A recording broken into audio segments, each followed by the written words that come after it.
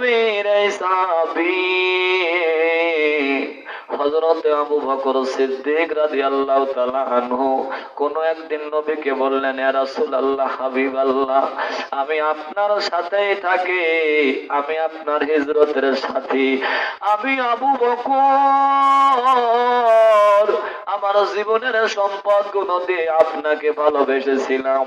ইয়া রাসূলুল্লাহ, হাবিবাল্লাহ, আপনিই তো বলেছিলেন পৃথিবীর সব মুমিনের নেকি যদি এক পাল্লায় দেওয়া যায়, আর আমার সাহাবী আবু বকরের 1 ঘন্টার নেকি যদি এক পাল্লায় দেওয়া যায়, আমার বন্ধু আবু বকরের নেকিটাই দুনিয়ার মধ্যে বেশি ভারী হয়ে যাবে।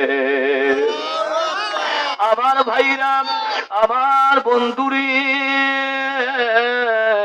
আল্লাহর নবীর এই সাহাবী হযরত আবু বকর সিদ্দিক রাদিয়াল্লাহু তাআলা আনহু আল্লাহর নবীকে বললেন, ইয়া রাসূলুল্লাহ, হাবিবাল্লাহ, একটু বলেন তো জীবনে কোনদিন তো নেকি দেখলাম না, নেকি কেমন দেখা যায়, মা হুয়া নেকি। আল্লাহর রাসূল ওই দিন বলেছিলেন, আবু বকরে, তোমার জীবনের 1 ঘন্টার নেকি হবে তামাম মুমিনের নেকির চাইতেও বেশি। হযরত আবু বকর রাদিয়াল্লাহু তাআলা আনহু বললেন, ইয়া রাসূলুল্লাহ, বুঝতে পেরেছি, তবে বলেন নেকি কেমন দেখা যায়? কোনদিন তো নেকি দেখলাম না। বাবুলদার কোন মানুষ কি নেকি দেখেছেন? দেখছেন? আল্লাহ রাসূল বললেন, আবু বকর রে, উনজুরু ইলা জিবাল, ওই যে একটা পাহাড় দেখো, এই যে পাহাড় দেখা যায়, বদরের পাহাড়, উহুদের পাহাড়, একটা পাহাড় যত বড় হবে আমার উম্মতের একটা নেকি হবে তত বড়।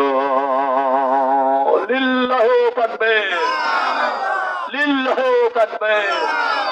আমার ভাইরা, এই জন্য একবার আমিন বললে 40টা নেকি দিবে। জোরে বলেন সুবহানাল্লাহ।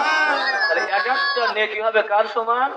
এক একটা পাহাড়ের সমান। জোরে বলেন সুবহানাল্লাহ। এবার বলেন তো নেকি দরকার আছে কি নাই? আল্লাহ আজকের মাহফিলের সম্মানিত শ্রদ্ধেয় সভাপতিকে কবুল করুক, ইহকাল এবং পরকালের সম্মান আল্লাহ আরো দান করুক। সকলে বলুন আল্লাহুম্মা আমিন। আরো জোরে বলেন আমিন। আমরা